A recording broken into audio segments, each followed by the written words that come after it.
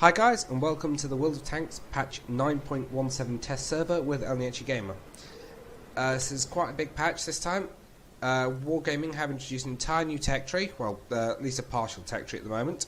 We've got the medium and heavy tanks and the tank destroyers for the new Swedish tech tree here. Obviously we already had one Swedish tank in the game, the premium STRV here at tier 6, but now we've actually got two full tank branches in the tree.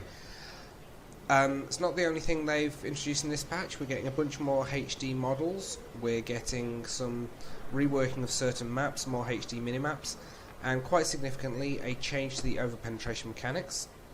I'm not 100% sure on this one, but from what I understand, under the old mechanics, if your shell was 3 times or greater the thickness of the armour, for example this plate here, that you're firing at, regardless whether it was at that angle or that angle, you would pretty much be guaranteed for the shell to hit, overmatch and penetrate. Under the new mechanics, that's not quite the case. Extreme armour angling will still generate bounces in the new mechanics. The higher caliber your shell compared to the armour that it's shooting at, the greater chance it has of digging in and the higher normalisation it gets. But it isn't a guaranteed penetration now. If you're angling, I think it's between 72 and 78 degrees, you will still get bounces, even if your shell is 3 times the caliber of your armour thickness. But if you want more details on the more technical aspects of that sort of thing, I'd suggest you head over to Quickie Baby's YouTube channel. He goes into a lot more technical detail than I'm able to on this channel. We are here more about the gameplay. So what I'm going to do, I'm going to have a quick look at in this video and the next one, I'm going to have a look at the 2 new tier 10 Swedish tanks here and here. You've got the, I don't know how to say it, but the Kranvagen, not 100% sure, here, which is an auto-loading tier 10 heavy. There we go, 4 shell magazine, 2.75 second reload per shell. Looks a lot like a AMX variant tank, but it's relatively well armoured, not hugely so, but nicely angled stuff. And we also have the, I do not know how to pronounce its full name, but the STRV103b. Now this is the interesting tank, and this is the one we're going to be covering in this video. I'm not going to look at all the lower tier tanks, if you see here. I may try and include them in a later video, just a quick look at them, but I'm going to focus on the top tier tanks because I know that's what most of you are interested in. We'll start with the tier 10s. If I have time before the test server goes down, I'll try and cover tier 8 and 9 as well. But the STRV103b. Now this is a very interesting one because you can see here it has 0 degrees gun traverse. That gun is mounted sticking straight forwards. So how are you supposed to aim? Well, this tank introduces a couple of new features into World of Tanks. It has a suspension which can raise or lower the back or front of the tank, which is used to elevate and depress the gun. I'll show you that in the first match we jump into in a minute. It also has to aim by turning the tank. So you're thinking, well, if I turn the tank, the dispersion is just going to expand majorly and then we're going to have major problems, etc, etc. Well, yes and no. Now it's a very good aiming time, and the dispersion when not facing forwards, when facing forwards is only 0.29, but this tank has something called siege mode. Now when you activate siege mode, I will show you in the game, I believe you get a rate of fire boost, you also get an aiming time boost, slight accuracy boost. Your speed limit is cut to 5 km/h forwards and backwards, but you can then rotate the tank and elevate and depress the gun, and the dispersion when you're doing so is massively reduced. When you're driving the tank normally, it's pretty fast, 50 kilometers an hour forwards, and it has an immensely fast reverse speed of 45. The time to switch into siege mode is 2.5 standard. A damaged engine takes longer, and time to switch back out to travelling is 2 seconds, which is a bit of a problem at times with this tank, because if you're used to rolling up, firing at someone, killing them, and then backing off, and artillery hits the spot where you just were, you can't really do that in this tank. And here's why. This only has, well, alpha damage of 390, which is the worst of all of the tier 10 tank destroyers. Has good penetration and a pretty decent rate of fire. You're looking at, with a standard 100% crew and a gun rammer and vents, you've got a rate of fire of 7.62 rounds a minute, so a reload time of about 8 seconds. But you don't have that massive alpha, so you have to roll out, shoot them, then shoot them again. And if you're in siege mode and you want to shoot them and pull back, you're only pulling back at 5 kilometers an hour, so artillery is going to hit you. That can be a bit of a problem, but this tank does have a couple of good things going for it. When you are in siege mode, as I said, great rate of fire, very good aiming time. Also, if you're cresting the brow of a hill, enemy tanks shooting at you, apart from artillery, aren't going to see that much of you. And even though this thing's armour is, on paper, garbage, 40mm at the front, because of the extreme angling here, most tanks of most caliber guns firing armour-piercing shells are just going to auto-bounce off that. From the front, it does have a weak spot with this hatch up here, but even firing at this lower plate, if it's pointed straight at you like that, they're pretty high bounce zones. Also, it has this heat guard here, which works quite well at reducing damage from high explosive shells. But if you're facing one of these and you switch to high explosive, if you shoot it down here, or even underneath the tank and hit the ground, or even if you're facing that way and all you can see is this, if you hit this you will do some damage and you will start to whittle the tank away.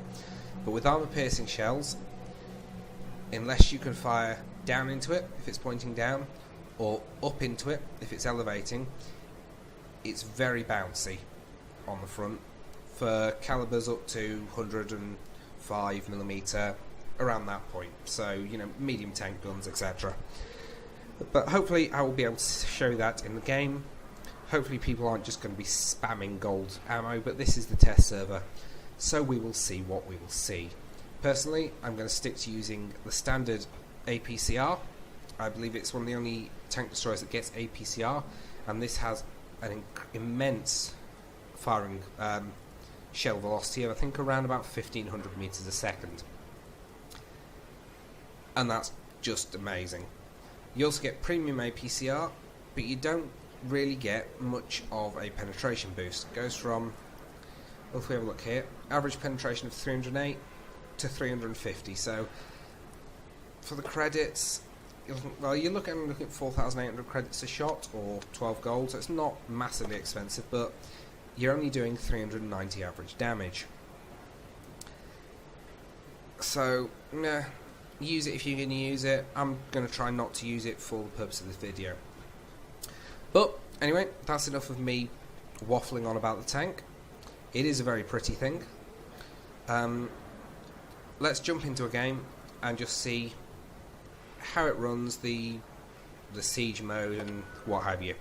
And I'm expecting to see a lot of these new tanks in the game. Okay, so here we are on the swamp map, standard battle. So let's see what we can do, see how good a match we can manage to have with this tank. I really don't have a great knowledge of how to play it yet, but there we are. But first I'll just show you the siege mode. As you can see, you can't do any gun elevation, but you enter siege mode. 2.5 seconds later, you can then elevate the gun by moving the suspension, as you can see. So let's just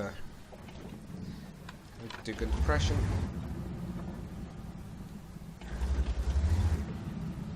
There you go. And as you can also see, that when you turn the tank, there's barely any reticle bloom. However, your driving speed, as I said, is majorly limited. So to drive anywhere, you really do need to disengage siege mode, power along at 50 km an hour, which does leave you a little bit open to shots if you've been spotted. If you've been spotted, you can't just motor out of there like some tanks can, and you don't have the masses of armour, like for example the Jaegeru there, to take the hits if you do get spotted. But medium tank guns, some heavy tank guns, unless they're firing premium ammunition, will tend to struggle to get through your armour because of the extreme angling. As we can see, this thing, well, we would be able to see if the gorilla hadn't just pulled out in front of me.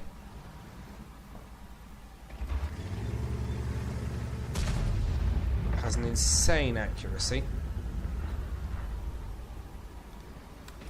And of course, when I'm trying to demonstrate this, there's nothing in the open for me to shoot at. There's that Kranwagen there, pulling up. Can I see him? No.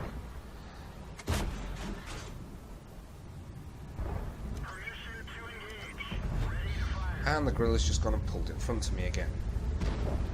Which is starting to really piss me off. As you can see, it's got a very good rate of fire when in siege mode. Disadvantage is your extreme lack of manoeuvrability. And when your teammates drive in front of you is also a bit of a problem as well. So we'll come down here and hopefully be able to get reversed into an SU-152. I will put this gun to work so I can show you its rate of fire. Oh, sorry. Bit of a lag spike just there.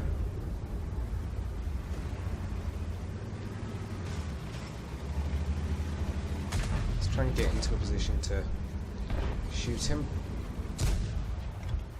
Get this thing into siege mode, get aiming.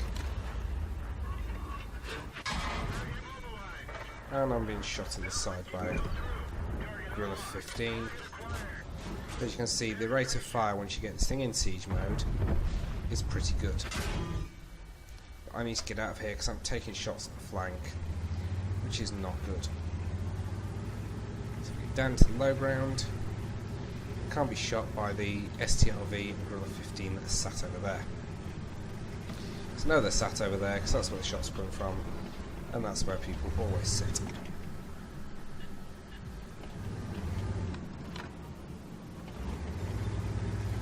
This thing has very good gun depression once you're in siege mode. Probably still not really want to be sat here into a Jaegeru, but look at the accuracy there. I can reliably hit his lower plate even at 300 plus meters, and just look at that rate of fire.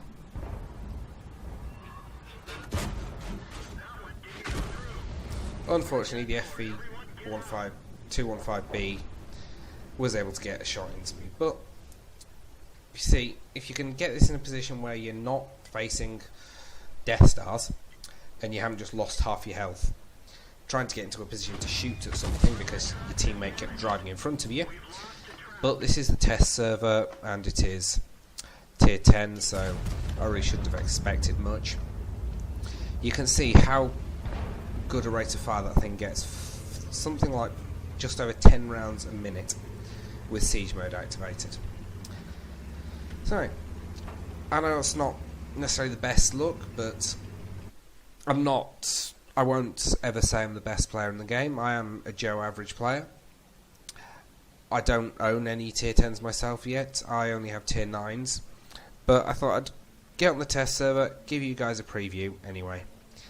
Anyway, in the next video, we'll be taking a look at this thing. I'm going to try and get some games in that, try and get some decent game footage for you. do a quick review like I have done for the STRV103b, and then show you some gameplay for it. Anyway, hope that the video was at least a little bit informative for you. I have a feeling this tank is going to be an acquired taste for some people. I'm struggling to get the hang of it at the moment, but we'll see. And yeah, so we'll see what we can do, and you never know, you might get some more footage. Anyway, take care playing whatever you're playing, and I'll catch you next time.